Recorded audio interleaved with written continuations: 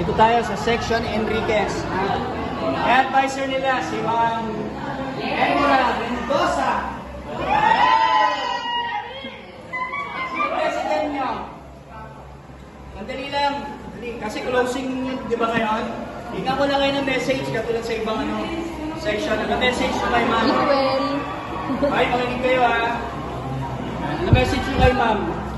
Kasi closing na ngayon, baka next iba na advisor ko. Anong message mo kay Ma'am? Ayun, napapasalamat ko kasi si Ma'am Elmer yung naging advisor namin. Tinuruan niya ako kung paano mag-lead and at the same time,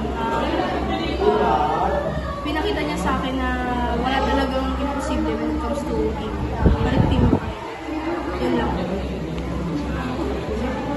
Favorite line. Natatanda ba kayo favorite line kay Ma'am? Sabay-sabay ha, sabay-sabay. Ay, ano ha? Hindi naman yan ano ha? I mean, negative o ano. Sabay-sabay. 1, 2, 3.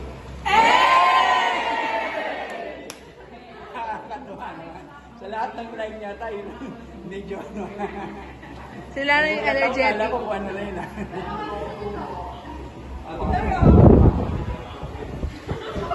Silipin na namin pagkain na yan. Yan. Yan sila kata.